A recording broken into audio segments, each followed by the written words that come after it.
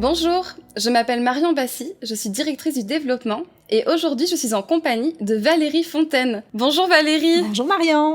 Pourrais-tu nous dire quel est ton plus beau souvenir de rentrée? Mon meilleur souvenir le plus clair, c'est mon premier, quand je suis rentrée en maternelle. J'ai vraiment deux souvenirs précis de cette journée-là. Le premier, c'est d'être dans le gymnase avec tous les élèves de l'école. Et les élèves sont appelés selon les listes pour faire les groupes. Et moi, j'étais terrorisée, j'avais peur qu'on me mette en 6e année.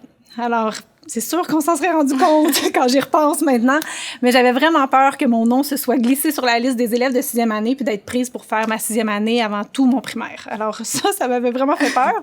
Et ensuite, rendue dans ma classe de maternelle, je me suis aperçue que j'étais allée à l'école en pantoufles.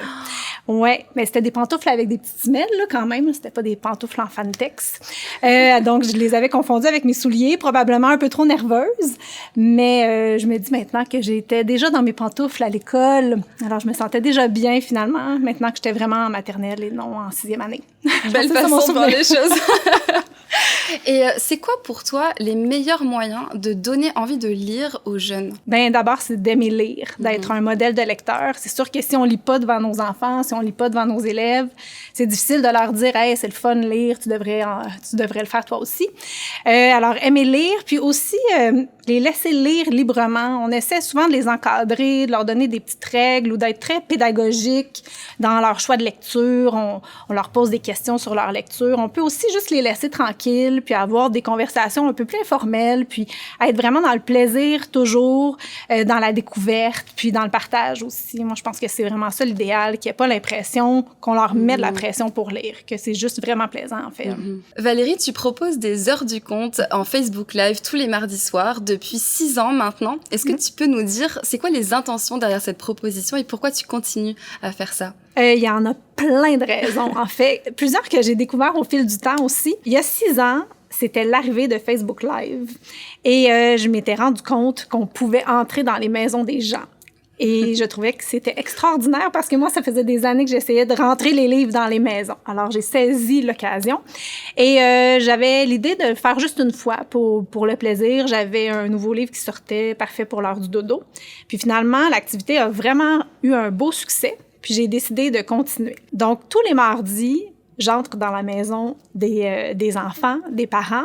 Ça me permet de les mettre en contact avec une auteure jeunesse. Parce que oui, je lis mes livres, mais je lis aussi des livres de d'autres auteurs que j'aime beaucoup. Je présente mes coups de cœur. Donc, ça leur fait aussi découvrir d'autres livres, d'autres auteurs. Je suis aussi une modèle de lectrice pour les parents qui se mettent souvent beaucoup de pression quand vient le temps de lire à leurs enfants. Souvent, on les entend dire « Ah, moi, je fais pas de théâtre, j'aime pas ça faire des voix. » Mais moi, c'est vraiment sans prétention, ma lecture.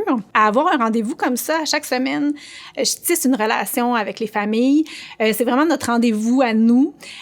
Puis, ça fait que quand on se retrouve dans les salons du livre, par exemple, ben les enfants viennent me voir puis ils me connaissent. Il y a comme quelque chose dans notre regard. On a déjà une relation. Je les reconnais de loin, les enfants, de l'heure du conte, même si je les ai jamais vus.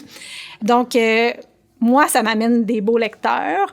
Ça amène des lecteurs qui lisent un peu de tout parce que puisqu'on a une relation, je peux me permettre de leur proposer des choses qui sortent un petit peu des sentiers battus, aller dans des thèmes plus difficiles parfois ou dans des livres qui sembleraient moins accessibles au premier regard. Parce qu'on a une relation de confiance aussi. Il y en a qui sont avec moi depuis 6 ans, puis qui ont grandi, puis qui sont encore là. J'ai des nouveaux amis qui arrivent aussi. Donc, c'est une super belle relation que j'ai avec eux. Puis, à chaque année, je me dis, bon, mais c'est peut-être la dernière, parce que s'il y a des activités plus intéressantes qui sont proposées, éventuellement, je vais laisser la place à d'autres. Mais ça continue. Puis moi, je suis pas tannée, en tout cas. Fait que je continue, c'est sûr. Valérie, est-ce que tu pourrais nous parler un peu de tes derniers projets? Oui, j'en ai 2 qui sont parus la même date. C'est la première fois que ça m'arrivait en 12 ans. Le monde du livre de A à Z, c'est un abécédaire sur le monde du livre, ça le dit. Ça, c'est vraiment un projet coup de cœur que j'ai fait avec Bayard.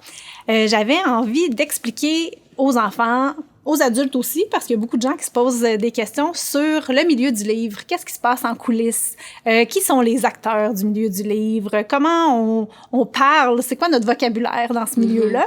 Et donc, c'est comme un documentaire, mais c'est moi, la narratrice aussi, c'est moi qui parle au lecteur. Donc, c'est ma vision de ce milieu-là, que j'adore, en passant. Donc, je leur donne mon amour de ce milieu-là, tout en leur apprenant plein de choses sur le milieu. Puis, je me dis que plus on connaît le milieu du livre, plus on apprend à connaître les livres, ben il y a plus de chances qu'on les aime aussi. Alors, j'espère que ça va être un bel outil pour tout le monde, en fait, pour les parents, pour les profs, puis pour les enfants aussi. Puis de fouiller là-dedans aussi, on n'est pas obligé de le lire du début à la fin, hein? C'est comme un documentaire, dans le fond. Alors, aller chercher ce qui nous interpelle au fil du temps aussi, faire des découvertes pendant longtemps. La deuxième parution, c'est un nouveau livre dans la série Histoire dont tu es l'auteur, qui est publié chez Québec Amérique. Donc, un autre livre dont vous êtes le héros pour les nouveaux lecteurs. Donc, j'alimente cette série-là, puis je suis vraiment contente qu'elle dure dans le temps, elle aussi. Là. Super, ça a l'air génial. On a hâte de lire tout ça. Et je remarque que tu as beaucoup de livres qui est un livre dont tu es le héros ou dont tu es l'auteur. Est-ce que tu peux nous raconter pourquoi c'est quelque chose qui revient dans tes écritures et tes projets? Bien, ça remonte vraiment à mon enfance. Quand j'étais plus jeune, je lisais des livres dont vous êtes le héros. Il existe encore, je pense, ces livres-là, on les trouve dans les bibliothèques scolaires. Une fois de temps en temps, c'était des livres jaunes moutarde. Ils étaient vraiment pas beaux. Puis c'était toujours des livres d'aventure puis de science-fiction. Des thèmes qui m'intéressaient plus ou moins, en fait, là, de la bataille. Puis j'aimais tellement choisir qu'est-ce qui allait arriver que je les ai tous lus quand même si les histoires m'intéressaient pas vraiment. Donc, quand je suis devenue auteure, j'ai repensé à ces souvenirs-là, puis j'ai eu envie d'écrire des histoires plus réalistes dont vous êtes le héros, des histoires qui se passaient dans la vraie vie. Alors, j'ai pensé à moi, quand j'étais jeune, qui aimais les livres dont vous êtes le héros, et au fait que les ados, maintenant, aiment beaucoup les youtubeurs, les youtubeuses. J'ai mis ça ensemble. Ça a fait ta vie de youtubeuse, qui était vraiment un beau défi d'écriture. J'imagine. J'ai travaillé fort, surtout pour le tome 1. C'est vraiment un défi que j'avais un peu sous-estimé, je pense. Puis finalement, j'en ai écrit 4 tomes, ça s'est bien passé. Mais ce qui est chouette aussi en écrivant des livres dont vous êtes le héros, c'est que ça évite de faire des deuils de choix. Parce que quand on a des idées, on en a plusieurs, puis il arrive un moment où on doit en laisser tomber certaines. Quand on écrit des livres comme ça, on peut explorer toutes les avenues, dans le fond. Parfois, on a des surprises. Puis, comme auteur, je trouve ça enrichissant. Tandis que les histoires dont tu es l'auteur, oui, c'est des livres à choix, mais là, j'avais le goût d'explorer les genres littéraires avec les plus petits. Donc, par leur choix, ils peuvent aller voir une histoire d'horreur, qui fait pas trop peur, mais quand même, pour eux, une histoire d'amour, différents types de textes aussi, de la poésie, du théâtre. Donc, dans des très courtes histoires, on les met en contact avec plein de genres littéraires, puis j'espère qu'à la fin, quand ils ont fait le tour de tous les chemins, qu'ils ont appris un peu à se connaître en tant que lecteur aussi, qui peuvent se dire, moi, j'ai aimé beaucoup l'histoire d'horreur, je vais aller fouiller, voir s'il n'y a pas d'autres livres qui me feraient un peu peur, puis comme ça, ça donne des petites piqûres de lecture aussi. Alors, c'est ce qui fait que j'aime vraiment écrire des histoires comme ça. Ça me permet beaucoup de choses, en fait. Et toi, tu es une auteure jeunesse qui écrit beaucoup de livres. On se demandait à CJ comment tu faisais pour toujours avoir des nouvelles idées et surtout, est-ce que tu as une discipline, est-ce que tu as une routine d'écriture particulière? Oui, quand j'ai commencé à écrire, j'étais certaine que j'allais finir par manquer d'idées. À chaque livre, je me disais, ça, c'est le dernier, j'en aurai pas d'autres.